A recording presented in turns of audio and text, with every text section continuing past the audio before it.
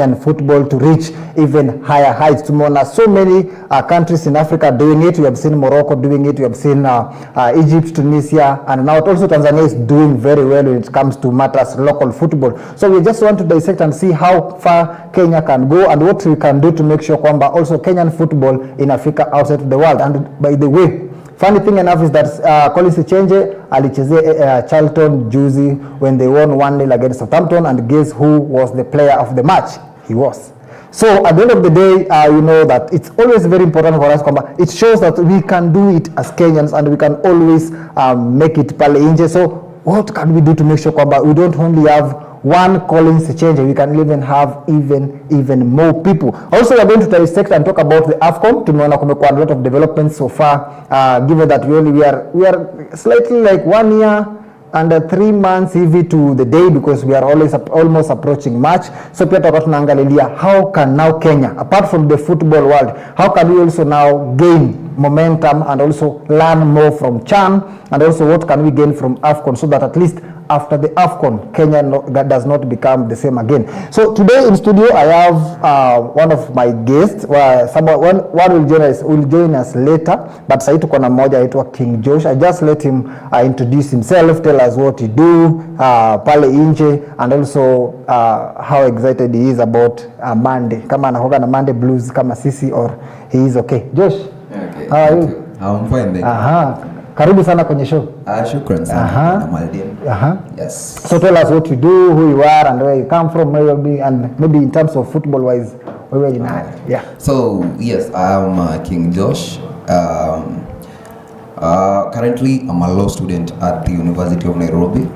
Apart from that, I do some humanity work, and I run 2 initiatives which are focused on helping the youth in one or another. And today I came here for the footballers, and especially we know men in this sector. That's why I chose the Paragons of Great #KJ movement.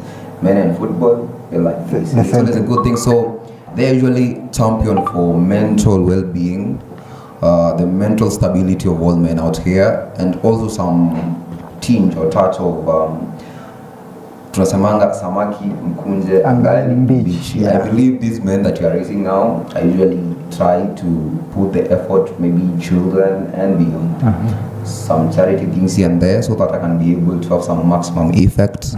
I've had several mentorship programs, planning to have more and more.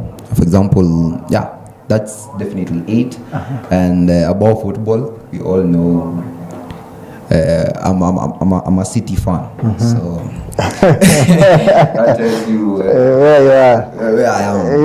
Yes. And also this week tumeona a lot of developments. Former Kakamega Homeboys player was buried at his home in Kakamega County, Silas Bungana, and something interesting happened whereby we saw that the parents did not attend the funeral, the burial ceremony, and also pia walimfanyia what they did to the former CS and MP Silas Jirongo, walimzika na torch na vitu kama hizo. So we don't really know why that happened and why the parents did not attend the burial. I don't know if it is their family arrangement, or maybe it's a tribal thing, but at the end of the day, we still pray for strength for the family, because losing Silas was not an easy thing. So we still pray for them that God will also help the family overcome this tragic event that happened at a very young age of 25 years. Ndiye alikuwa na peak at his football, ndio ilikuwa inakam. So it is always very, very, very painful to lose a son who is making it in the world of sports.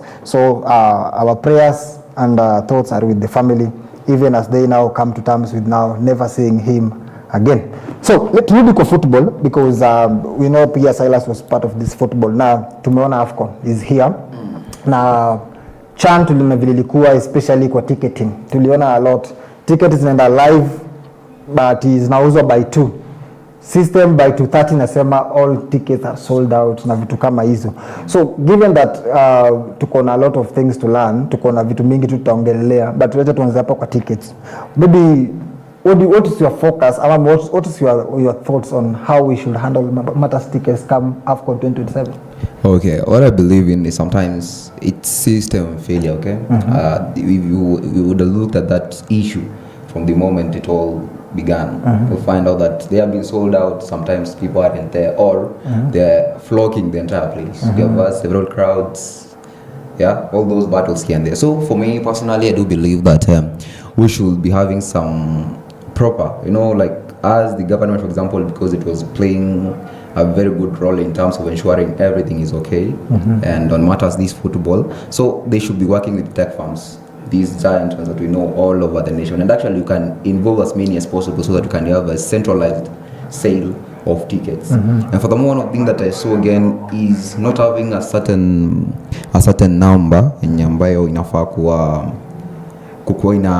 inafungia mtu, not taking, unajua tunaweza kufanya resales and etc. Na zingine about scamming, we have all those problems all around. So what I believe in is we should ensure by AFCON 2027 we come up with a very centralized tech wave or tech firm that can work on that properly to ensure that the disbursement of the tickets is in order, and we ensure that as many people as possible can be included, and ensure that it's legal, and furthermore to reduce your cost or to kufanya reselling and let them get a certain number to one person so that can have as many people as possible being included. Yeah, I think that's a good thing because tuliona last time watu walikuwa scammed. Mtu anauza ticket moja kwa watu kama 7, alafu unakuja inaskaniwa na ambao hii iko sold, and you're like iko sold aje na nimenotopa kwa gate and stuff like that. So it's something when iko ngori. I think that one also contributed to crowd issues because ulikuwa unaona it's so shameful. I felt shameful game ya kwanza.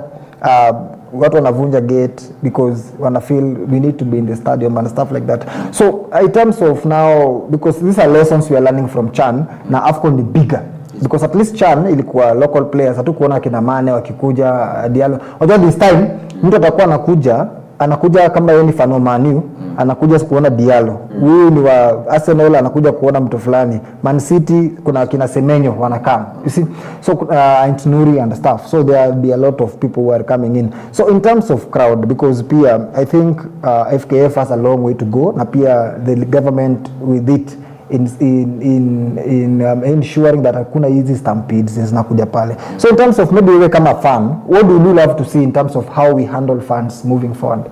Okay, thank you. So if you realize infrastructure also in Kenya, there's a big problem. For example, I can see this good move that the government had decided to make about Atlanta Stadium. But today, what are we waking up to? Scandals left, right, and center. Like right now, I'm a fan, a football fan. It's the moment that you're hearing 11 billion meant to make the infrastructure that's supposed to serve us is going into waste. So first of all, and an honest POV, we should work on our systems. So that by the moment that we're getting there, we expect it to be handling like 60,000 people. So the moment that now we are having such issues, that tells you what? The infrastructure there, by the time that you might be getting closer to what we expect, it won't be even enough, or rather even at the levels that we expect. So first of all, what I can really emphasize on so that we can be avoiding crowdings and everything else, let's work on our systems, and more so now. That's the only way that we'll be able to improve the infrastructures and everything else. Transparency, these things. Transparent allocation of those tickets or what's coming and etc. And now when it comes to these other one, let them work diligently towards, there is refurbishment, for example, of Kasarani and Nyayo and the rest. Let it be so serious to a point that not as waking up to cries everywhere. Magazeti to the headline yenyewe inakushtua. How much money it is. So let's ensure that we are working on these things which matter. The infrastructure ikikuwa fiti, there'll be no crowds anymore. 6,000 seats can really have a very good number of people. Yeah, that's what I think and I believe in that. Yeah. So I remember you can join in this conversation. We are live on Facebook, EBN TV. We are asking the same question. AFCON 2027, East Africa's big leap.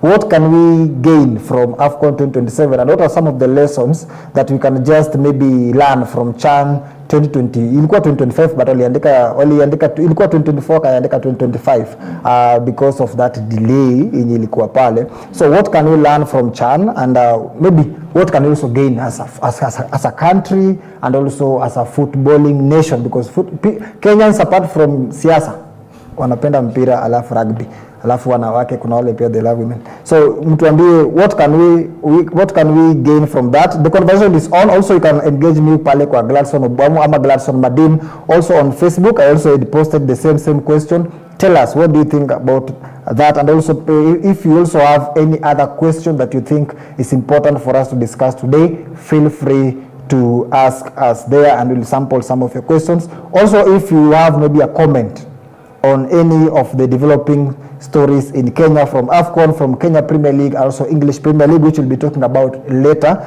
just feel free to tag us and we'll sample some of your questions and comments later in the show. So turudi kwa football, because it is also key for especially kwa wazazi. We have seen this issue as we also build up to AFCON 2027. Tumeona so many kids making it kwa Premier League, but also kuna wale wako na kasumba ya mtoto wangu icheza mpira akiwa mdogo. Unaona, mwingine mtoto wangu aomoke kwa soma kwanza alafu will play football. Alafu kuna wale pia wako na hizi attitude towards sports, especially the ladies side. Wao unasikia mtoto wangu akiingia kucheza mpira ataanza kubehave kama wanaume. Mwingine anakuambia he will get into the LGBTQ society. Mwingine yani they have so many stereotypes and stuff like that. So maybe what can we do, or maybe what can you say about this issue, especially to the parents who are listening to us today? Okay, thank you. So one thing that we really have to rather acknowledge is the fact that most of the time we have not been paying attention to talents. And thank you to CBC if it's going to really work out. Yeah. Understand at the moment we have several of our parents who might not, or maybe in my time, in my 844 system, for example, they never really paid attention. Never really paid attention to the talent that I have, you know. But nowadays we are trying to shift that, and I like the fact that we are trying to move towards that. Do you know how many people are getting the life? For example, the example Yamal, I mean, he's just a teenager, but you can see his life is okay simply because his or her parents decided from the word go, this boy, this girl loves the ball.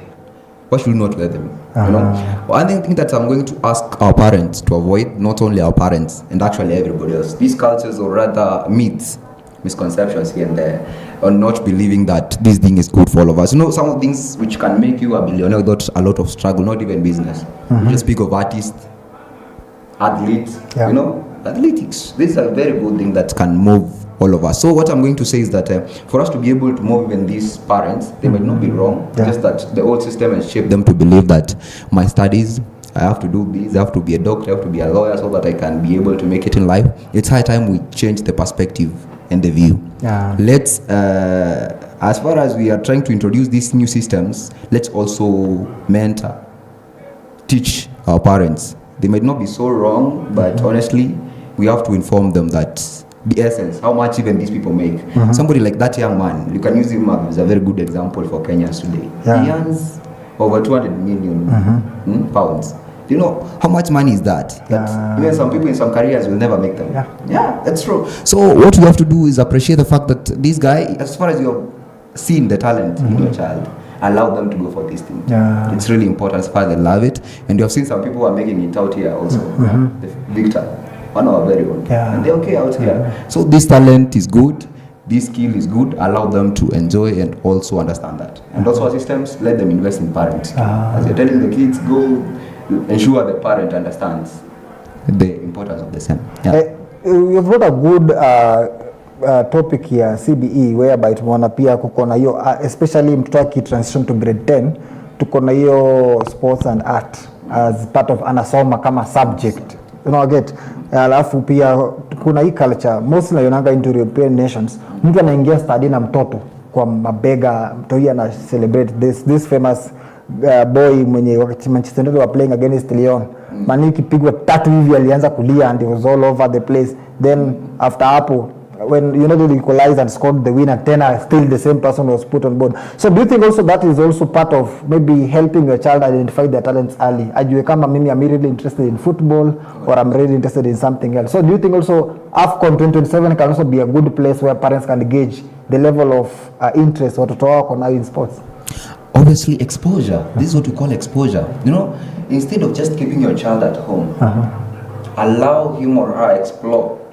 What are the people even going to do at Atlanta? It's a new stadium. We all understand that what we want to do is that let's ensure that we invest in the exposure. The moment you bring them and see somebody like Mane playing or many other players that we have out here, you know. So that's simply exposure. So it's always a good thing. Okay, like that kid could have understood that he loves football simply because he came so. He realized I love Manu. Kenyans love football. And maybe sometime to come, he might be investing somewhere in skills concerning football. And God willing, he might make it out. So what I can tell them is that let them allow the children explore and let them expose the kids to the outside world. Yes. Then kumekuwa na issue ya stadiums which imekuwa a very interesting topic because pia watu wamekuwa wakiangalia in terms of quality standards na vitu kama hizo. Is it us being typical Kenyans ama juu Kasarani imetumika CHAN juzi tu and all of a sudden standards zake zimeshuka. Nyayo Stadium has been used recently na hata kuchezewa game mingi sana because Nyayo Kasarani was the main stadium. Hata in AFCON 2027 Nyayo imekuwa kama a training pitch because ya the state that is in. So do you think Kenyans are just being Kenyans, tuko lazy ama ni money allocation for these stadiums ndio less so that at least unapata kila mwaka tuko nafanya the same renovations? Okay, what I can say, let's be honest. I usually tell people to learn to call a spade. You will come to realize that there's a lot of money poured, a lot of money. For example, today we woke up to a probe, a scandal by the audience. So the problem is not the money. The problem is the system behind it. You know, these corrupt minds and they just loot, let's be honest. Because tell me, 11 billion, nothing has happened. They're not yet done with the construction yet. It's not even almost. But you can see all those problems. So what I'll just tell these people, anybody who is supposed to be in charge, let them take the mandate. Let them take that personal call and discipline. Not everything that comes your way, still as don't know to fake. Because you can tell me there was refurbishment the other day. Now there's a problem with that again. What did they tell you? They preferred the cheaper options. And that's not okay. So we should ensure that we give the best. We do the best. Let's get the best constructors. Let us get the best products that we can use and DTCM. It's all about discipline. It's all about fixing the entire system. The money is not a problem in Kenya. All we know usually hear about those scandals. So what you're going to work on is the delivery, the people in charge, the professionals, the architects, the constructors, and then the people handling the payments and etc. And even those going to buy the products.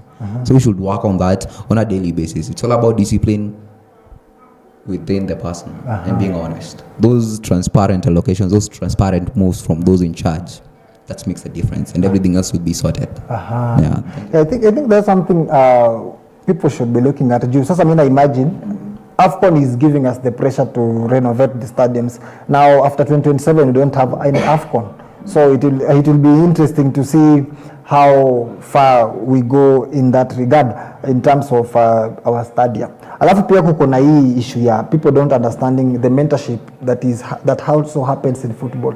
Unajua watu na feel to football is all about playing football and going home. Maybe when it comes to a player growth, because we are looking at holistically, because pia kuna life outside football. So do you think also football offers that avenue whereby now kids can also be mentored as a people apart from just playing football? Okay, there is the holistic standing of each and everything. Let me use an example. You're a professional journalist, for example, but your life does not revolve around that. Are we together? So even though that can be taking most of your time, most of your resources, doesn't mean you are just rooted only there. Let me give an example. We have a lot of sponsorships from these well-rooted clubs. For example, Manchester. We know they do a lot for people. They have opened up these other mentorship facilities. We have had them be in several orphanages, several homes to do all these things to ensure that people are, like, apart now from the football, you can see these people, they have something else in them. There's that part of humanity. It's not all about the ball all along, you see. And then furthermore, we have had people who are doing more than one professional. The football is not the problem. They're handling. There's one that we have in Kenya, he's an engineer, and he's also a footballer. Yeah, true. So it has nothing to do with you. I mean, like, it's upon you balancing. Okay, it's also something that you are learning in the process as you keep on investing in this career and doing all these things. So it has nothing to do with you. It's an holistic way of putting things, and that one is not going to interfere with anyone. Ni kama sahi wakati nimeboeka weekend, I can go and throw my feet there with a certain club. Yeah, it's all fun, you know, and then after that, I'm embarking on some other things after that immediately. So it's going to be very simple if we understand that CEO pekee tunaongelelea, we have so many other things to check on and to work on. Okay, that is good. Alafu pia tukiongelea pia issue na now the malfunction, because tumeona kwamba hiyo 11 billion is being lost. Alafu kumekuwa pia na other issues zenye zinakuja in terms of now the games. Kwa mfano money wakikuja, definitely they'll want to explore Kenya. Also the hotels, juu kuna mafans wanakuja na kuna players wanakuja. Definitely maplayers hiyo ni 5 star. That is the threshold ya CAF kwamba all professional footballers will be coming in and their teams must be in 5-star hotels. But also kuna wale sasa local fans. Unaona? Wale hawata sio lazima waende kwa hizo 5 stars. So in terms of now economics, tuongele sasa economics zenye zinakuja na AFCON 2027. Where does Kenya stand and what do we stand to gain in all this? Okay. So first of all, we can now have case studies. I'll take you back to 2006 and 2009. We had AFCON in 2019 actually. 2006 and 2019 in Cairo. Have you checked the statistics, economic? We have had a 40% increase in football tourism, and furthermore, in terms of the occupancy of hotels, 30 to 40% increase. So imagine you had when you speak of the increase, it's now on 40%. You can make that move. The move was something so huge to be overlooked. Leave alone that. You have checked 2010, South Africa. South Africa, yeah. Did you know how much that thing meant afterwards? During and afterwards. That moved it so far, so many miles ahead of many other countries. In short, what I'm trying to say is that when you're speaking about football, it comes in all aspects. Of course, we all know people are going to eat, people are going to sleep. Yeah. That money in economy is going back to somewhere else. And furthermore, we are now improving the infrastructure. After that, are you going to use it for AFCON 2027? Yeah. No, it's going to remain there for a very long time. It's going to benefit Kenyans for a long while. For a long time. So what I can say is that checking all those things which have been happening around, for example, Cairo and everything else, football tourism has been one of the things which has helped it. Yeah, and even its team, and that's what we are going to imitate or rather learn from. And that's exactly how Kenya is going to benefit massively. They're going to gain a lot.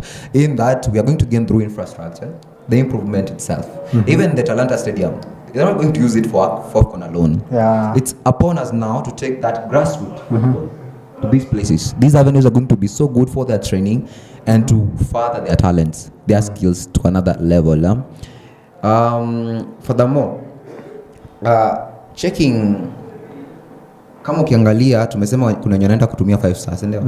Moja pia kuna wale wengine na pia kuna sisi. But for those who want to go and see, we are going to spend our time there. Exactly. How many businesses are going to uplift? Yeah, a lot. There are so many people around. They're going to gain a lot, money-wise, business-wise, simply because of football. Yeah, that's the view that we should be having. Yes, that's a very critical part, and actually, it's one of the things that are making even the government try to invest in this football again, because it's going to be a huge return. The profits are immeasurable, the taxations. Kama di kwa tunasema ni kwa airstrips and airports. Do you know how many people or how much we are going to gain again? Let's think of, we usually speak of like 24 teams have to participate across Africa. Within those 24 teams, we have a team and reserves. Apart from that, we have coaches. We have the presidents who will come. Are you seeing the bigger picture? Apart from that, we have fans. You don't have to talk about it. So you can see the bigger picture behind all these things. And that's why even the moment that we are speaking about small things and scandals, this corruption here and there, they should have the bigger picture. They're going to gain more than taking the few things that could have helped us. For example, yes, thank you. I think that's all I can say about it. Yeah, I think that's a good one because pia tumeona the other time when CHAN ilikuwa, some teams also took their time kwenda Nairobi National Park. Wakaangalia it was Congo after they were eliminated. Walienda wakatembea hapo wakaangalia, and all you can imagine all those people, given that they are foreigners, they also pay more than the local tourists. So I think it is something good. Now kuna hawa business ndogo.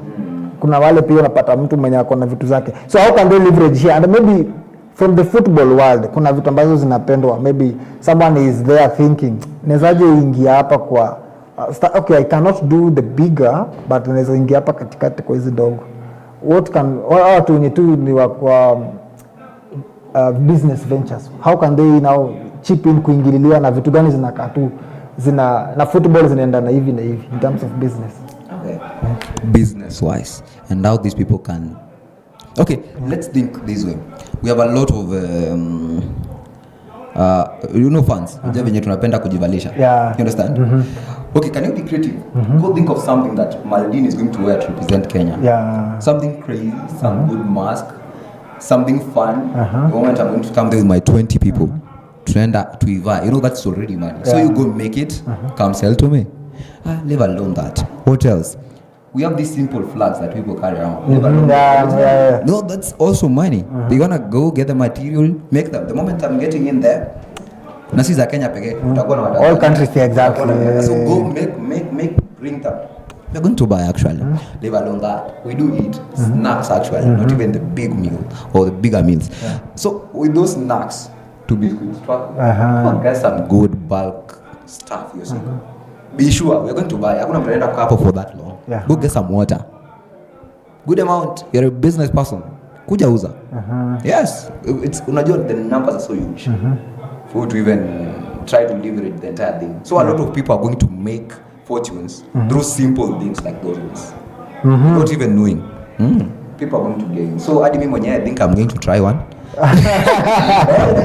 It happens by the way, because you can go do it. Everyone always has this unakaanga hivi unasema wote kana hata kama wewe entrepreneur hauna ile entrepreneurial mind. Kuna vitu basic, kuna hata wale wanapendanga painting. Mtu anataka achorwe andikwe jina ya mtu ama achorwe tu akwe funny, or you just want to stand out. Unaona? Hata kuna wale ndio kwa channel walikuwa wanauza jezi hapo nje. Okay, they were not as original, but at least unaingia ukiwa branded. Kidogo watu wanafeel okay, this is a Kenyan, huyu ni Uganda, huyu ni Tanzanian. It makes so I think in terms of business there's a lot that we can gain from that. Alafu pia kuna the other issue of now infrastructure. Tumeongelea kuhusu we know the stadium are important because without stadium obviously we can't have the because minimum ni 3. And so we are banking on Talanta, Kasarani and Nyayo as our 3 main. Alafu tumeona pia Uganda kisuasua, and I was telling government kama ingekuwa janja. Hiyo Buhungu stadium ingepelekwa mbio kiasi, tungenyang'anya Uganda hizo zao because pitches zao mesema zote ni ndogo and everything they are not going to host AFCON unless wa change na timelines zao pia kidogo zinazowachenga. So we're looking at that. We'll be telling you how that faces. Now tuko na issue ya barabara pia. Tumeona kwanza in Kenya we have an issue especially like a jam. Vitu basic sana, very basic, na tuliona kwa channel watu walisumbuliwa. Unapata mnaambiwa mzunguke watu, especially watu Thika Road, Kiambu Road hivyo muende unapata hizo commotion and that. Now government said we have time. Na kumekuwa na a lot of calls for the government to do something. What do you think the government can do in terms of infrastructure apart from the stadium, because we are looking at roads, we are looking at alternatives. Remember pia barabara is one, but sio lazima mtu ana barabara. Kuna railway pia and stuff like that. Do you think the government should maybe be looking at that, because pia hizo ni vitu long term? They will help us in after AFCON pia ease the traffic ya barabara and stuff. Do you think the government should be looking at alternatives ama strengthen hizi barabara zikuwe maybe na better routes? Okay. When it comes to issues traffic, sometimes studies infrastructure shida, the management with the traffic, rather the county government. We have had this question several times. But tunataka kufika Singapore. So there's something that we should be dealing with. Ushasikia story ya matatu, we can try to evade kutoka zikuwe CBD, zikuwe mahali kwingine penye ambapo ni easily manageable. Umesikia hiyo? That's a good idea by the way, without even incurring so many costs. It's about management and thoughts. So as in what the people should do is that nimweke thoughts pamoja. Sasa mfikirie venye ambavyo how are we going to put ama venye tutakuwa tunaweka the traffic officers and DTC and these people, and then kama niyo issue ya matatu, because we know it's one of the biggest problems around CBD. Tutaifanyia nini na nini. Leaving that alone, another thing uzuri kuna expressways hiyo siku ifanye free. Are we together? That's a good idea. Ifanye free hiyo siku. hiyo siku sababu watu ni wengi. Watu ni wengi. So instead of you getting the charges today and you know the essence of these people being here, make it free. No much cost. We're just trying to manage our own house. Inaitwa housekeeping. That's the only problem that you're having here. So housekeeping. You tunafaa ku work on and to deal with. So simply that. But now we can also explore other options. Sindio? Yeah. So tunajuanga tunazitanga kama ni cable cars. I think it's a simple thing that can be done, especially within kama 7 hizo stadiums. No, it's possible. We can pull up the strings and be able to work on something like that. Easier, pita kumepunguza pressure huko chini. Get together. Those are some of the things that we can work on. Furthermore, tukiangalia infrastructure si mbaya sana, but we can try working on it, kama ni kuongeza pavement size. Those are simple possible things within this period, ili kuavoid hiyo mambo yote.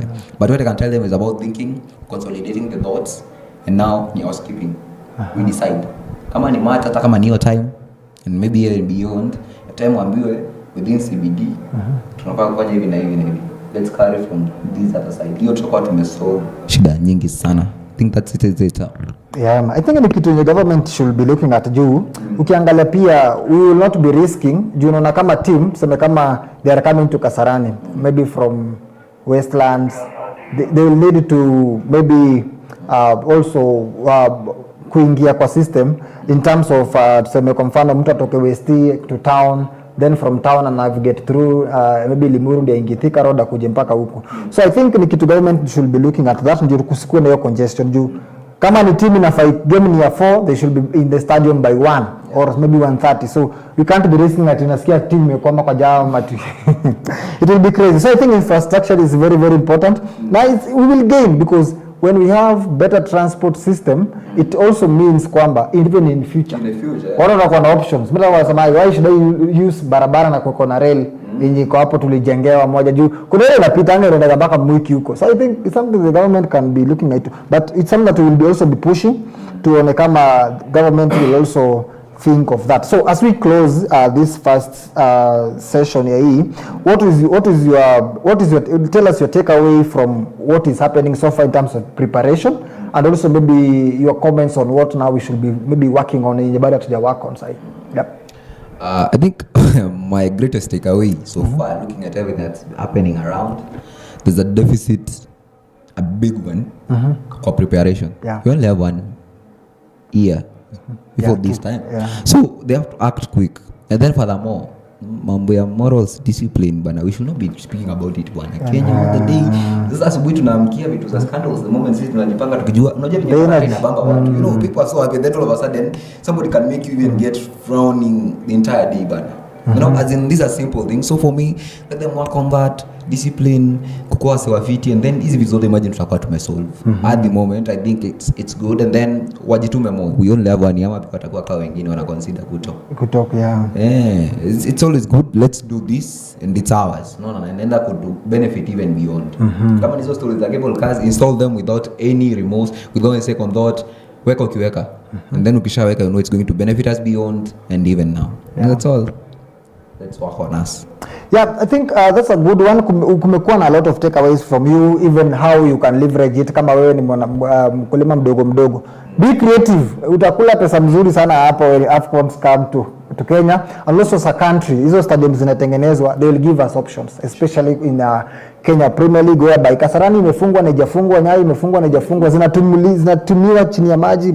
Okay, because now haziwezi fungwa kabisa because we have less pitches to host, especially the big teams. Gor Mahia, FC Leopards iko na a lot of fans wenye wako hapa, and we'll be talking about that in our next segment. And also pia kuko na when we have better structures in terms of road transport networks, itatusaidia to ease congestions, especially in our major areas. Malona natokanga wengi kama side ya Thika Road. Tumeona juzi Githurai walibomoa kidogo to expand because watu ni wengi, magari ni mingi, lakini barabara ni kidogo. So we're going to take a short commercial break. When we come back, tutakuwa tunaingia into Kenya Premier League, tuangalie pia English Premier League, alafu pia kuko na some interesting thoughts zimesemekana juzi about match fixing. It's something that I've been following up for long because I really want to know watu kuna wale walishikwa sometime back in Roysambu. Also we had former Kenya #1 goalkeeper Patrick Matasi also being mentioned in some scandal, and we don't know how far imefika. But also kumekuwa na very insightful information from Mathare coach, head coach of Mathare United John Kamau, ameongelea something about the match fixing, and I'll be telling you what he said. Also Charles Okere, former Tusker coach, alifukuzwa juzi. We said anakaa tu kuenda because amepigwa sana. So pia kuna some very very interesting input aliongelea when he was being interviewed in one of our local stations. Akaongelea about match fixing. So tuko na some interesting conversation on them, and also be taking feedback from my host and my guest na other who are going to join us in the next segment to see what do they have to say about those. So they were so far very interesting. So hold up tu kidogo, we take a short commercial break. Also we usher in some other people who are going to help us just dissect all these things. We will be back in a short while. See you.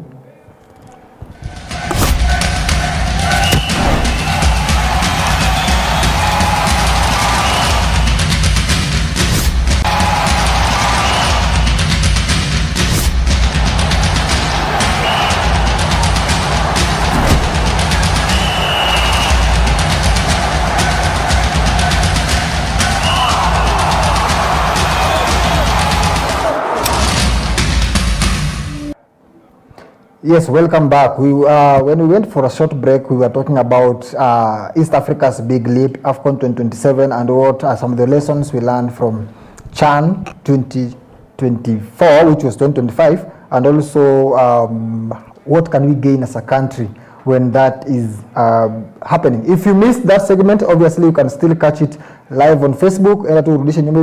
You can see what we have to say, and also maybe you can also give us your take on the same. So now we are ushering a new panelist who is a Ghana. Leo najua anafurahia sana after Tottenham decided to divide the country. Wolves united the country, but Tottenham will make sure kila mtu enda aliye kwao, and we appreciate that. So Manu, welcome. Thank you so much. As you said, yesterday just wiki tu ilisha vizuri cause we haven't had a good week. Na venye tumesema Wolves, kila mtu alikuwa na support Wolves the time walikuwa wanacheza Arsenal, but when the derby came na Arsenal imeweza ku regain momentum cause in the title race. But here we are here to analyze all that happened the derby and also all other action that happened on the EPL and also the FKF Premier League. So yeah, my name is Manuel Dete and I'm glad to be here.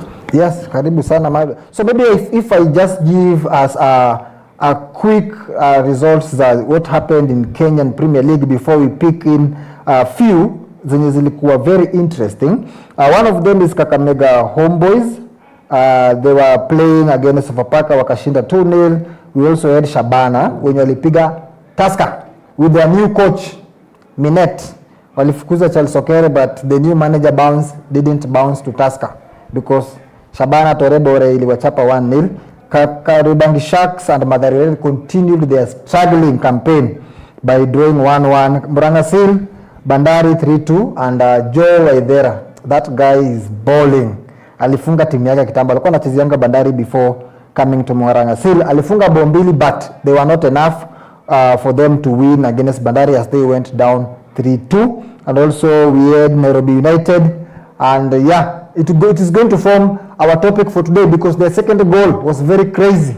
Kipa alifunga bao ingine hapo na ikaleta tena the match fixing thing that we have always been talking about here today, and we will be having two takes from very very respected coaches in Kenya on the same. So Nairobi United Johnson Sakaja, our governor, ilishinda 3-0 against Bidco, who also they are facing a lot of troubles. Ingwe ya Matere continued their good form, beating Posta Rangers 2-1 with a very very interesting goal from Kelly Madada. That was a good one, a very good left shot to give Leopards the win.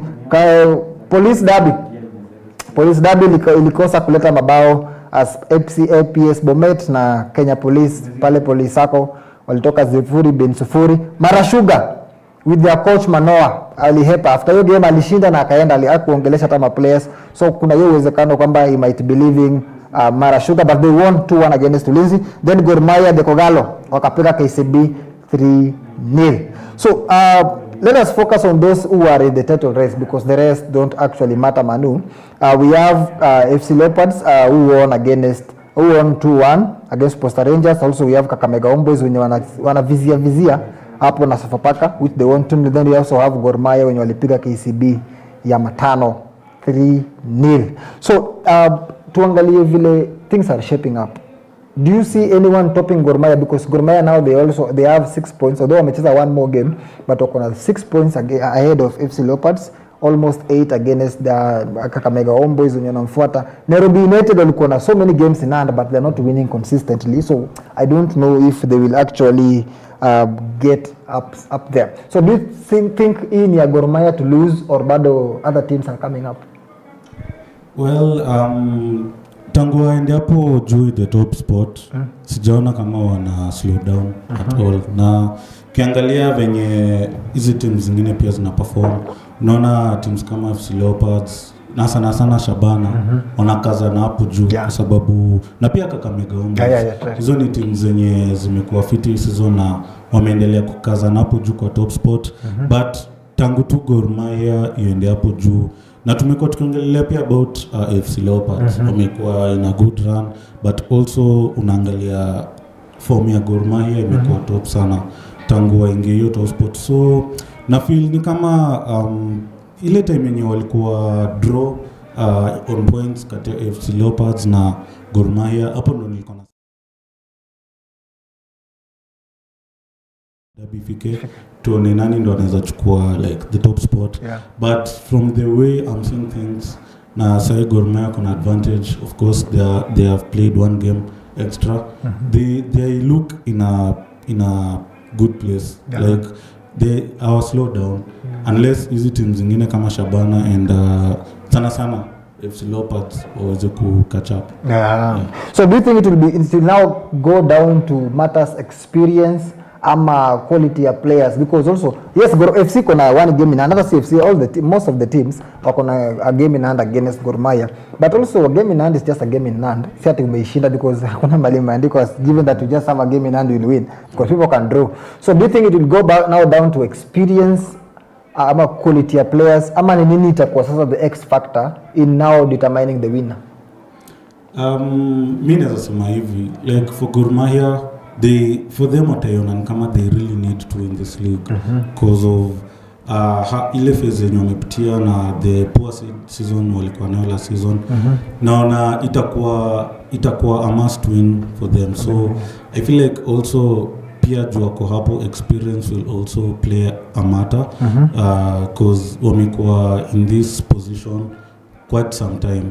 Tukienda back tukitoa maybe last season na tuende zile season zingine, wakiwa in this position they really don't slip down.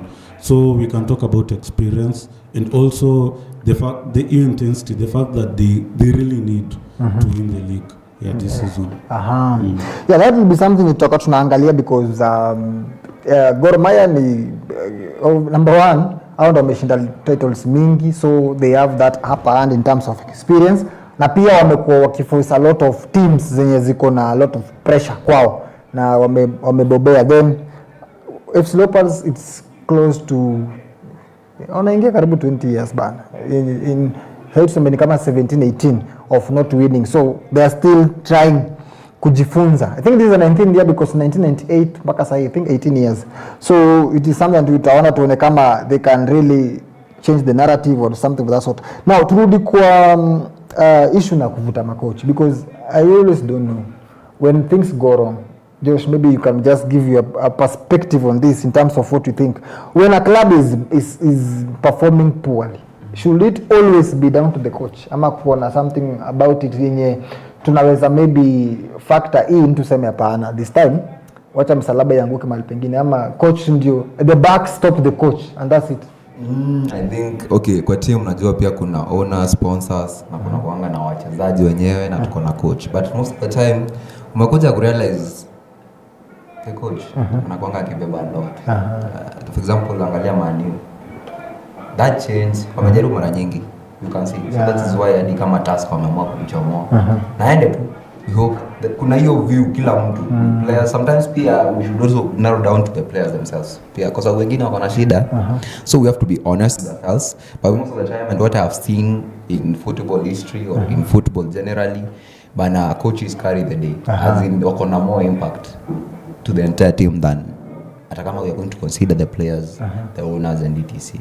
I think that one goes long and so deep into people. I think that's something that should always be taken into consideration.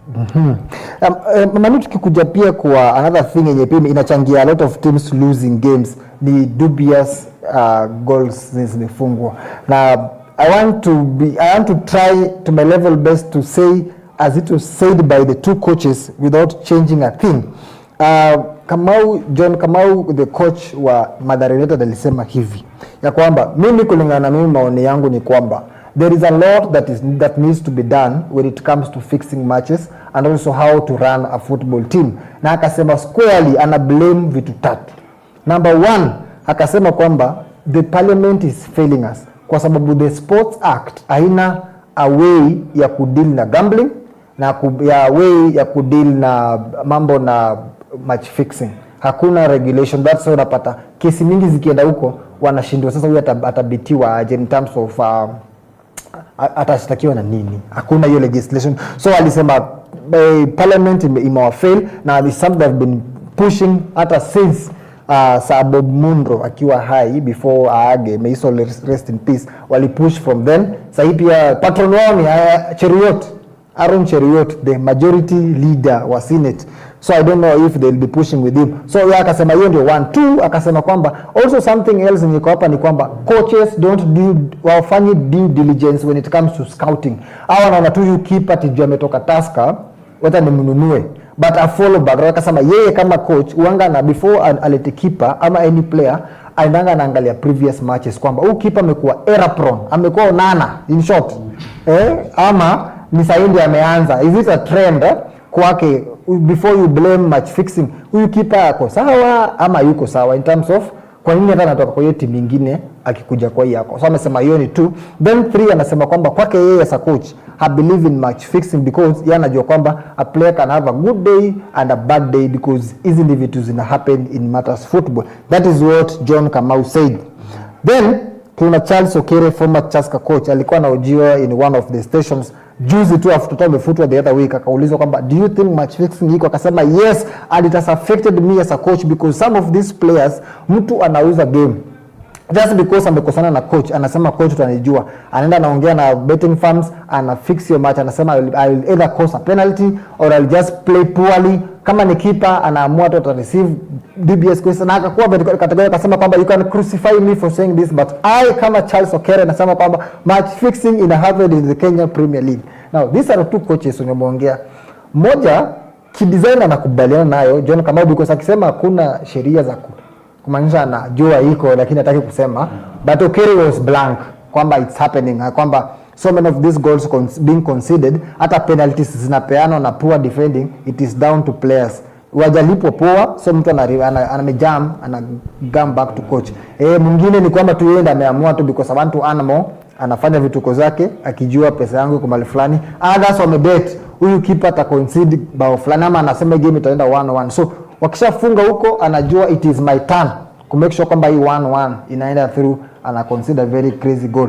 So what can we generalize all this thing? Where take away yako from these two coaches ni gani? Unajua I think hiyo kuna point umesema about that like a player can have a good day or a bad day, but if you look at ukiangalia tu mistakes zingine zenye zinafanyika tu like hiyo hata uwezi sema ati a player is having a bad day. That's like obvious. Like hata tukileta story ama ndio tufike point tunaleta story ya match fixing, inafaa ikuwe ni kitu like very obvious, like imeonekana ya kwamba umse either anauza game for a certain benefit or for a certain gain, na it's very evident from our screens that this mistake imefanyika very clear. So mimi nasema tu like match fixing imekuwa na tumekuwa tukiongelelea hapa, I don't know hii ni mara ngapi sasa tunaongelelea about match fixing, And ukiona tunafika point yenye sasa tunarudi back to match fixing, inakuambia kwamba kuna some measures bado hazichukuliwi into consideration. You know, msata kupatikana match fixing, ni penalties gani anafaa apigwe, ni sheria gani anafaa achukuliwe, like the board of football iamue sasa like this player amefanya match fixing should be banned for like how many years, kitu kama hiyo. And hata sasa venye umesema like there's one coach ana try kukubali but anaiweka juu like ana try kuficha, inaonyesha tu venye like sport yetu iko ya Kenya.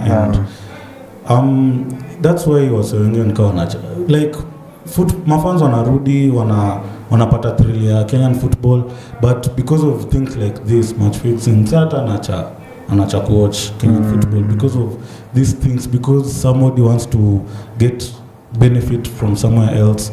So ina kuambia kwamba kuna kitu bado ifanyiki about this match fixing, but it's still there. And the coaches when wametoa their own opinions, ukisikiza tu wote bado there is something they are trying to prove a point, just they are trying to drive ya kwamba match fixing iko na there is still something ifanyiki. Yeah, I think ni kitu so kuna it is kwa X imekuwa ni a hot topic, and I think probably we are actually coming to the end of it, and like kuna tu kitu kidogo imebaki tu hivi yenyewe mtaipata ka scandal kamekuja, na that is will be the end of history ya match fixing. Tunajua kama ni ukweli someone pale juu ana hide, because pia okay alijaribu kuinsinuate into that kwamba kuna some of the protected players like uwezi mshika hata fix na you do nothing as a coach, na lazima acheze bado. Yeah, so it's something yenye tutaangalia sana, because we really want to tumeongelea for long. It's also just important so pia sisi tupatie a perspective ya how it is ending. And I want to transition because of time. Tunajua EPL also is here. Now we technically have like less than 20 minutes to talk about EPL, because Kenya Premier League hakujakuwa na any shock so far, because Shabana has been on the upward trajectory na Tusker wamekuwa struggle, so their win is normal. KCB has always been losing to Gor Mahia for the longest time. FC Leopards pia winning is something that we are not going to dive into deeper, but also kulikuwa na hiyo the police derby, APS Bomet na Kenya Police. It's a loss for Kenya Police, because APS Bomet ndio imekuja ligi ikipata them drawing 0-0 at home. It really raises an eyebrow on the same. But now before tuende, kuna huyu player Joe Waithera. This guy is breaking barriers. Sasa hii already nakumbuka kuna siku tuliongelea hapa kuhusu strikers. Now he's not an out and out striker. He's actually an attacking midfielder, but the player has 15 goals so far. Now we are talking of more than 6 or more games to come. Do you think huyu jamaa atavunja ile barrier 20 goals at this as we move? Ni kama ana score daily. Well, for me I think mimi naweza sema tu let's wait and see if hiyo form yake ikiendelea hivyo he can break it, but he's in a good form right now. That's all you can say. And for him, his work is just helping his team and scoring goals. Hiyo ndio agenda yake, and kama ataweza kuvunja hiyo record itakuwa a big plus for him in his own career. So hiyo naweza sema let's wait and see how his career his form itaendelea, because unajua kuna time form yako imeenda juu score, and then kuna time nyingine mwenye tule coach amesema this time might be your day, next time siku nyingine ikatae. So let's wait and see, but he's in a good form right now. I'm really praying, because it has been long since a Kenyan player alifunga 20 goals and above. Hiyo tulikuwa tunazisikiaga na kina Mbani na kina Baraza huko kitambo. Juzi tu ndo mmoja alijaribu Kapaito, na tena alijaribu after hapo tena hakuna mtu amejaribu tena. I had a lot of hopes on Paul Okoth from Ulinzi Stars, but yeye alikuwa hapo kwa 9. Alisema mimi 9 is my number. First season alifunga sana hadi akakuwa linked na Gor Mahia, akakuwa linked na FC Leopards, na akakwama hapo akasema mimi hapo kwa Botisa kill me from here. I'm not moving. I'm not moving from here. So tuongelee aspect ya fans. kwa Kenya Premier League before we transition, because this is the last one after tuingie kwa the big game. Yeah. So aspect ya fans tumeona same player Joe Waithera anaitwa King Joe. King Joe na watu wamemtengenezea very big tifo banner stuff yenye na amekaa kama king, alafu na vitu kama hizo. How much push does fans have on players form and how they perform, and do you think maybe it is time for us to incorporate even more fans wenye ni dear to a certain player, ama tuna risk huyu player kufurakichwa ajifeel is bigger than the club? Now kitu mimi naweza kuambia ni mambo ya fame, mambo ya popularity, your results. And congratulations to King Joe.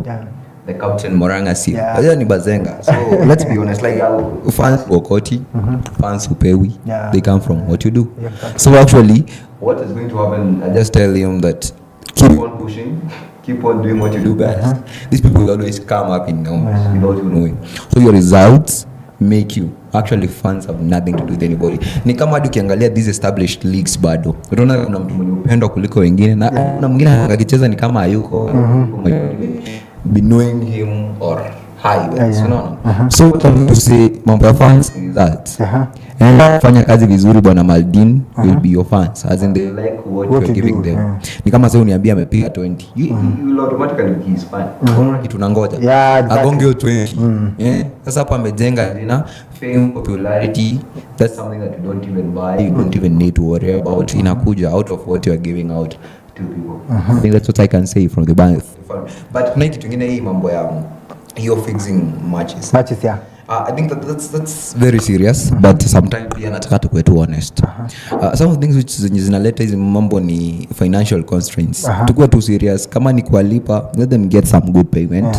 Alafu kama ni wages pia zenye wanapewa maybe on a daily, weekly, mfanye kitu ina make sense. But of importance tena ni Sports Amendment, Sports Act 2013 ya Kenya inahitaji kufanywa amendments. Kama tunataka kumove our sports to the next level. Sports Act 2013 ya Kenya inafaa kupewa more details. As in iko sawa inasema about integrity, about kufanya, but no, the question is does it have those details? Ushapatikana, what should we have? Let's make it legal. Okay, let's push for it. Ikishapata that forum, ikishafanywa amendment, what now kama huyo coach kitu anasema to ensure imekuwa included. Let's work on that. Thanks. I think ni kitu tuangalia, alafu pia ukiangalia King Joe is not that young. Mzee anaingia anapiga 29 soon. Alafu pia amecheza for some good teams kama Nakumatt FC kitambo, sasa ilivunjwa. Walienda, then he also played for Sofapaka, Bandari, Moroni Youth. That's why it was very important for him to score against Bandari, because it was against his former team. Then also we know Wazito, alichezea pia Wazito. But the beauty about Joe Waithera ni the quality of goals and a score. That guy is scoring good goals. You should go and watch them. And score goals that zimeenda shule. Kama tena duster, ma player anakula duster is good at that. So pia it will be interesting to kuona hii match. We are going for kuna international break up a match. So it will be interesting to see if Benny McCarthy atamkodolea macho amuite kama part of the strikers for your 4-team tournament itakuwa ina happen in Rwanda. We will be keeping you posted on that, because I think the squad should be out in a week or two if coming up. Now let's transition to the big game where everyone is now expecting something good. Man City. Do you think City has what it takes from menu bado haiko mahali? Because I know you are a fan, you are a City fan. Are you able to take Arsenal all through? History repeats itself. So many things that fight kongelelea. We know we have been here before. It has happened before. And you know how it ends. It is as in ulize mtu alitoka hizo points zote. Until now we are speaking about 3. We have a game at hand now. Most probably ni 3 ama ni 2 kwanza. So ni 2 if you win your game in hand. Of course. So you have to know, like Man City and with their manager, with our coach Bwana Pep. Hey, but that guy consistency is a person. Sasa akishafika hiyo nini venye iko. Azinie kutoka hapo kutowin tena ni ngumu. And then unajua pia form ya wachezaji. You can see these players. Mtu kama Haaland ana overwork. Assist number 2. Scoring number 1. Na bado hadi hajaanza. Unaona like hadi tuko na hizo game zote. So what I can say is that it's obvious, it has happened before, and for me I usually believe history repeats itself. So Arsenal wajichunge sana. At least tena wasikue, unajua we know them as bottlers. Okay, they're really doing well somehow, but hadi uniulize you have so many points. points. That proves one thing. Number 2 is your place. And you see it in a few games. Most probably. Hii mambo ni kujirudia. But it happens, you have to bottle these things in that way. But City, we all know, ni mabazu. We've had these thing PL titles for a very long time. And even this time, usishuke kuona wamefumble. Imeenda hivyo. Yeah, tumeona as we stick still to Man City before we go to game ya Arsenal, because we end up tutaichambua sana because the great Manchester United is not playing, has not played yet, so we don't have much to talk about. We'll have much to talk about tomorrow because Everton leo, they will tell us why they won at Old Trafford by 1-0 with 10 men. That question they have to answer today. So let us talk about Haaland kidogo because tumeona transformation ya Haaland. I don't know ni kwa sababu midfielders wamekosa kazi because tumeona ule Reginalda, tumeona Cherki, tumeona pia Silva. In terms of them helping Haaland kama vile nani alikuwa anafanya De Bruyne those days where alikuwa anampigia tu mapasi. Yaani Haaland ilikuwa game mzima ataguza touch 3. Like na 2 ni bao. Unaona? Mara 3 saa zingine unapata zote 3 ni bao. Mara mingi. But tumeona a different type of Haaland who is now anakuja kwa build up. Mwenye anapiga assist. Na si assist ati za head ile ati ulikuwa unapiga chuma kipa akatoa anapiga pass. So do you think ni anajaribu ku transform this game to suit the current players of Man City, ama ni ile sasa unasikianga ng'ombe simba akikosa nyama na kula nyasi style whereby now sasa ni ajitafutie pia bao asingoje tu kupewa. So tuanze ndio Man City tuanze hapa alafu ndo tuende pale kwa Manu. Do you think that what is this that is happening to Haaland? One thing I can say is that Haaland is a top player. Yeah. One thing hadi atwezi sema eti hadi hiyo time ya KDB. So many people said he is going to flop after KDB left for Napoli. But that's not the case. That tells you we have a gem here, to be honest. As in, he's still on top of the table as the scorer. Tell me about him. This guy is just something else. That's one thing I have to confirm. Now, concerning the form of Manchester City at its midfield, we have really struggled. And Pep has really struggled trying to fix it. We have Akina Silva, but you know, pia kwa game, the likes of Chucky, Reinders, Akina Silva, they are good people, but unajua pia lazima afanye subs. He has plenty, and all of them wants to play. So I can't say that it's not that they can't perform, they can't deliver. No, they can actually. But sasa hivi what's happening that si moja ukiangalia Chucky amekuja juzi, how many assists does he have? 7. I think 8 jua kunyuma ya Bruno tu hapo.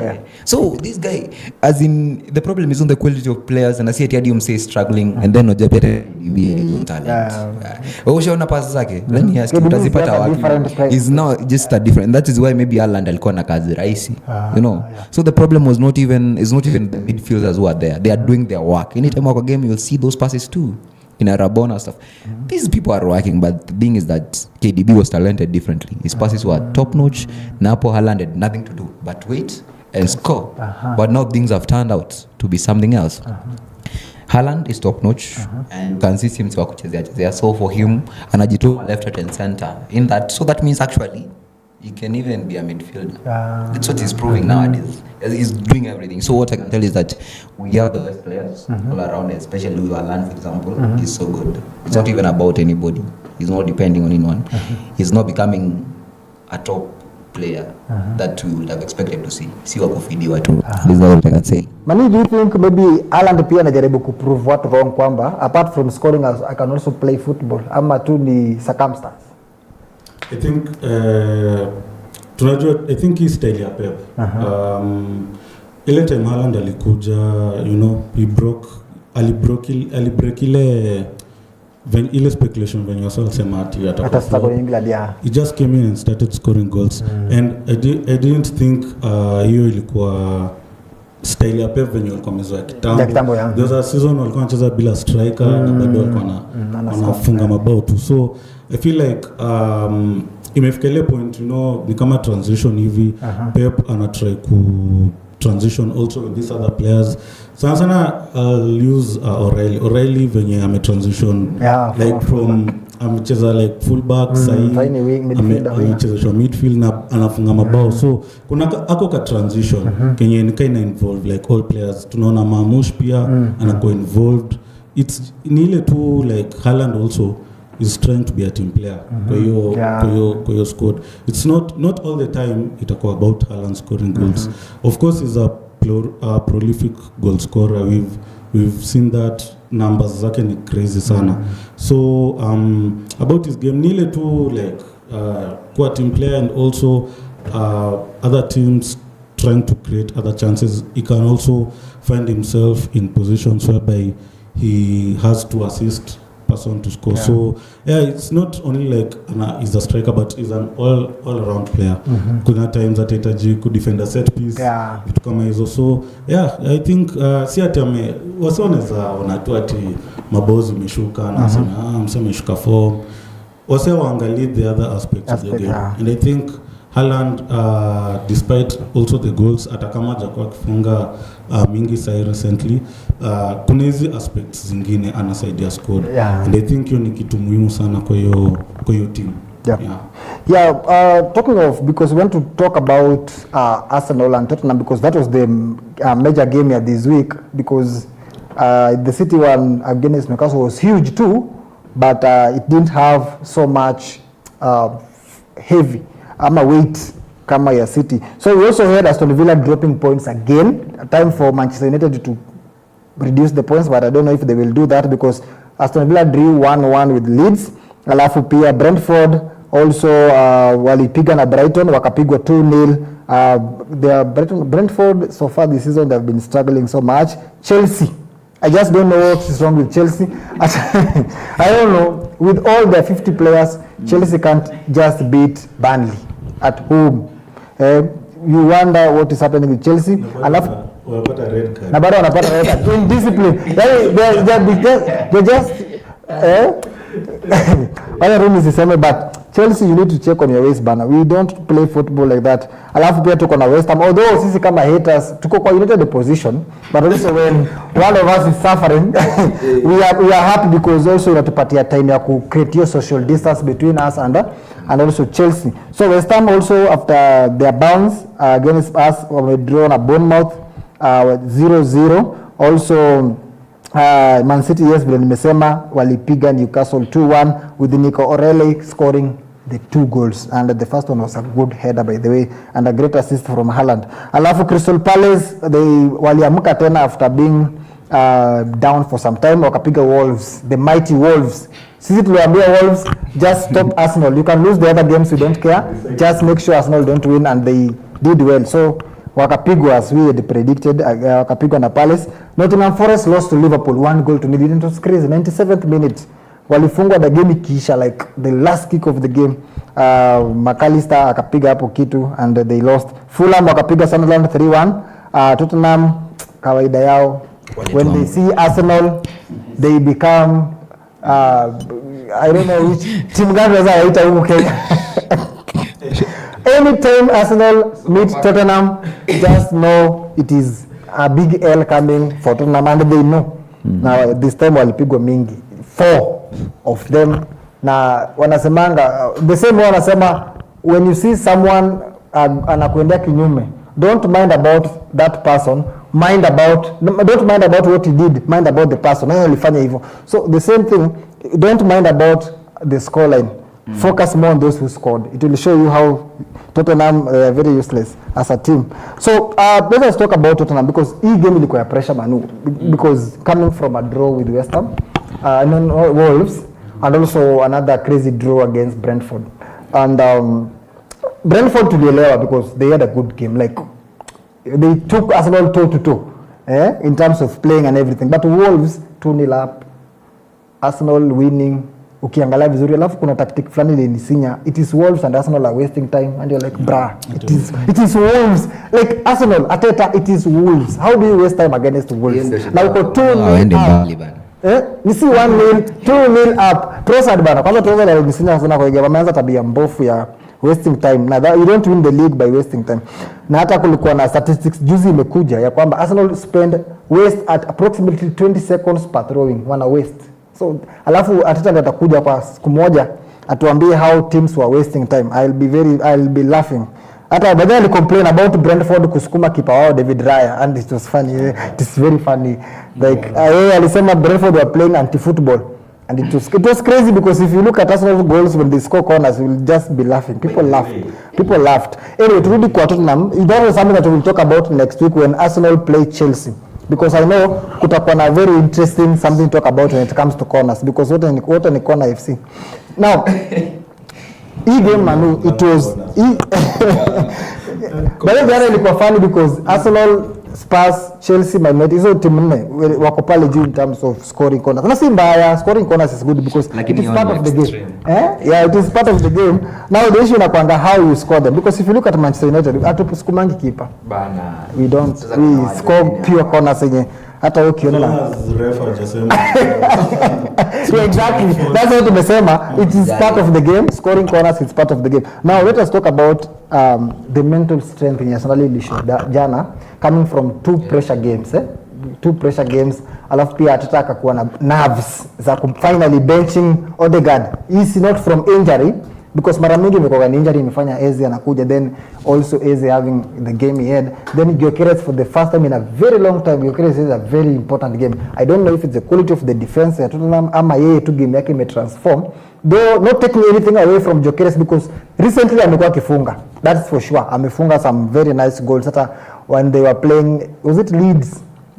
Leeds ndio aliingia na akafunga bao nyingine imeenda shule na alirudia close to the same jana against Tottenham. So mental strength ya Arsenal when it goes to this, and how much will it help them now, because sahi ni ile if you lose a game you lose the league. Yeah. How important was yesterday's win? It was very, very, very important. Think mentally. Actually, kiangalia both sides, it was such a high stakes match. And funnily enough, on the other side, also relegation battle. Yeah. So, pia pressure iko kwao. Itakuwa such a shame pia wako relegated. So, pia wao walikuwa wanakuja wakitarajia kuwin. Yeah. And we all know that, of course, derby itambuangi form. Unaweza ingia na form fiti. Hiyo timu nyingine mbaya na mtoke kama umeshindwa. Inakuanga hivyo. So, inakuanga so unpredictable. But, napenda venye Arsenal walijicompose, venye walianza game. Kwanza hiyo control the game ndio ilikuanga most important in the first minutes juu ya derby na kwanga na atmosphere crazy kwanza away. Inakuanga crazy. So hiyo kupata hiyo composure, kukuwa na hiyo mental state, getting the control of the game, nilikuwa impressed with how they were able to control the game. Now the problem ilikuwa nakuja now hiyo like scoring goals, you know, and even they score goals, now the composure of defending was another thing. And tuliona in the first half tulifunga bao, then seconds later now that's the thing that we were talking. Hiyo ni kitu tuliona, I think it was against Manchester United. Exactly. Na ni kitu karibu ingejirudia because tumefunga bao and it was now looking like now we can control the game very well. Of course it's Eze mwenye amefunga, coming under a lot of pressure na hiyo mambo yote. Ukiangalia mse mwenye anaambia wase Declan Rice, anaambia wase na napenda venye media ya England ufanyanga like hiyo ndio ilikuwa the center of attention in the half time. To tell your teammates to calm down, and you're the one who causes make the mistake for the equalizer. So immediately. So ni kitu tu naona it's not new, and it was so frustrating to see that tuliconcede bao hivyo. But second half different, we came different. Tuliweza kuendeleza hiyo mental composure juu ya hiyo pressure, and definitely it's just needed like one chance because it was 1-1 because kama Tottenham wangefunga ingekuwa now a different game, pressure and all that, but ili need Arsenal kufunga first, and Gyökeres aliweza kufunga the second goal. Quality, don't give Gyökeres space or he will punish you. I think Tottenham tunaweza sema pia defense yao You can use that excuse, rival fans watatumia excuse that the defense was bad. Walikuwa nakosa Romero, which understandable from the red card ile ya Manu. And also ukiona mtu kama Achigray amekuwa right back, ushaona weakness hapo, and think Gyökeres aliweza kuthrive hapo. Ukiangalia ile bao yani alifunga Achigray alishindwa kudefend because msee ni akona nguvu Gyökeres, and hiyo msee akipa striker akipewa space, that's why unaonanga zile games zenye hapewi space hata onekana akipata space ama akipata tu chance ya open ya kufunga atapunish. So hiyo ilikuwa game nzuri ya Gyökeres kuthrive, also Eze brace wote wawili kufunga brace. It was calm nerves. I think ilikuwa such an important game because game next bado ni London derby, Chelsea, another team yenye inasumbua sana, unpredictable. So najua lazima United opposition lazima mkue pamoja. Man U lazima watasupport Chelsea, but this game was so important. It derby very very important because lakini mgedraw. Well, to get draw, yes, but it didn't happen. Yeah. Tuliweza kushinda convincingly. Exactly. Ni bad convincingly. Of course, rival fans wanaweza leta ile story ya ni team mbaya. Ile bao ya nani kukataliwa ile ni Mwani Daniel dive. Acha nikwambie at that point manze, it is what it is. Ni ref tu amedecide, you know. Tunaweza analyze tuseme yes aliruka. For me personally niliona yes Gabriel alifanya more of that, but definitely there was some contact touch. Was what our ref watangalia contact. I don't know wali decide aje, but definitely Gabriel did much na iliweza kukataliwa bao. But all in all tuliweza kushinda hiyo game. So do you think, maybe tukimalizia, do you think that was a turning point? Because kuna ile time pia Gabriel alihold Kolomwani wakiwa 1v1, and that if ingekuwa free kick that's a penalty. Then kuna hiyo. Do you think hizo mbili zilisway even momentum of the game toward Arsenal? Arsenal wakafeel now it is ours to take this, ama Tottenham tu walikuwa tu mbaya all through? Well, Tottenham pia walikuwa mbaya as a team. They're in a bad place manze. Acha tusisahau Tottenham are in a bad state.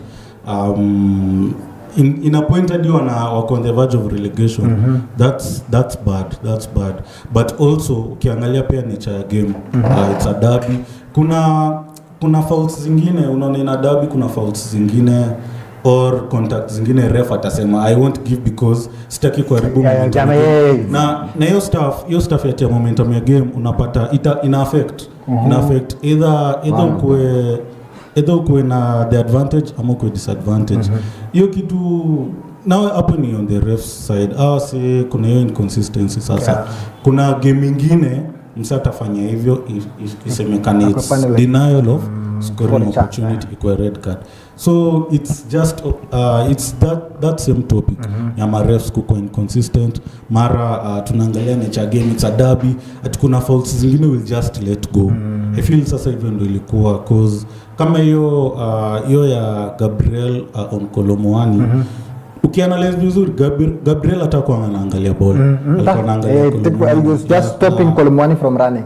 Definitely. So sasa hapo ni inconsistencies ya refs, and ito kitaendelea tu. But now aside from hizo decisions that were made, Tottenham are not good. It's not a good side manzi. Design analeta coach mwingine and amekuwa tu in hot soup.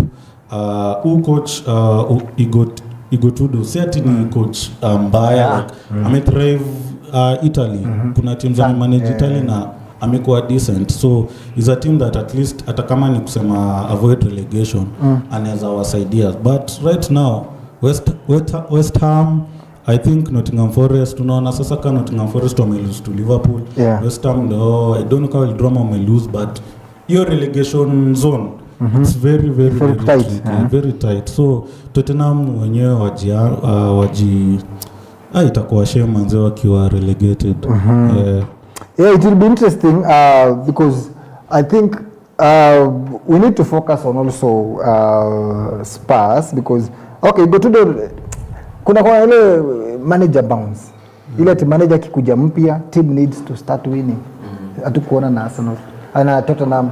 So can we say also it's not just about bringing in a manager, pia the quality matters ya players na ya coach pia in all these things. Ama tu because kwa Carrick tumeambiwa sana is a new manager bounce it will end.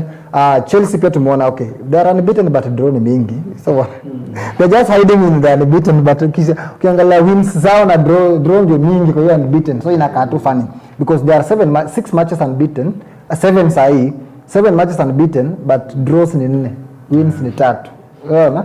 So Manchester United are leading in terms of winning matches. They are at 9 sahi so far. But now let us talk about importance ya kuchange coach. Is it about the quality of the coach ama tu ni sasa pia ina depend pia na capacity ya coach in terms of what he brings to pia inaletanga hiyo winning mentality? Okay, personally hadi uligusia when we were speaking about KPL. Yeah. As in what I can say is that two-way as in tunaweza leta a new coach but bado mambo iturame una get. So as in what about the players? Hapo tena pia kama wamezoea hivi na hivi. You understand like kuna ile pia kuzoea walikuwa wamezoea before, are they ready to change? Yeah. Ndio unaweza pata the players themselves wako ready sana. And this can be a big problem for the continuity ama prosperity at the team itself. Na ukiangalia situation yenye wako bana, Mungu tu afanye kitu, and then also the tactics pia kama manager coach ni important sana. So pia kuna question zake ziko namna gani that hawezi change at least kidogo. One thing I tell you, the effect ya coach unaweza kutoka na kina Carrick, it's possible. Somebody can come and just turn the things around, and that is what everybody usually has in mind. So in normal and obvious, but at the moment pia lazima angalia wachezaji, lazima angalia financing. Yeah, so many which might be working out hapo chini ya maji. So are not even aware. So I think it's two way, but at the same time pia haja deliver wenyewe watu, you understand that feeling yenye kila mtu anangoja. New bro. So haijakuwa ikiwork out, but it's always a two way, three ama a team entirely. Yeah, si lazima tuwe pekee. So my investors tukimalizia sasa, because also time inatupea kisogo, we typically have like 2 minutes. So where do we go on from here, because now Arsenal in the Tottenham and Chelsea next, and the City still bado wako na very simple games until they meet Arsenal pale mwisho, which will be now whoever wins probably will win the league, because if we go there with the 2 points itakuwa tubakisha game 3-4 hivi ligi ishe. Then also Arsenal, if they beat City, they will go back to 5 points above whether City win their game in hand or not. Itakuwa ni point ni 5. And also if City win, they go above Arsenal with 1 point with 4 games to go. So where do we now, what should Arsenal focus be in terms of now winning these games? Pia tuliona against, but I love the mental toughness of this midfielders. Hata kama tunataka kuwa discuss, Zubimendi was erratic against Manchester United. Hata bao hiyo ingine ilikuja because ya problems zake mingi. Bao ya Dorgu ilipigwa yeye akiangalia tu hivi. Mistake yake bao ya kwanza, ya kwanza nayo ya Mbumo tena still mistake yake hapo na Saliba in terms of passing, alipiga pass mbaya hapo, then he scored. But tuliona in the next game aliscore a very good goal, akasafisha rada. Rice jana kila mtu hizo tuko juu, we all need to calm down, then amepiga pass hapo, amepea Mwani bao akascore, although he went on to have a good game either way. So do you think now it is Arsenal focus na kwa mental capacity, ile mental toughness ya kwa push through the end, ama ni kusharpen players wenye watawasaidia in now scoring the goals and winning the games, ama ni nini sasa immediate for Arsenal ya kwa push to the league? For Arsenal, inahitaji tu like, okay, kuna hiyo mental capacity na composure ya compose yourself like with the games that are coming, but also we need a person that unaona kama venye City they can say they have Haaland. Haaland anaweza step up na washindi. For Arsenal, mse kama Saka amekuwa chini sana, injuries na form amekuwa chini. Mse kama Gyökeres in and out.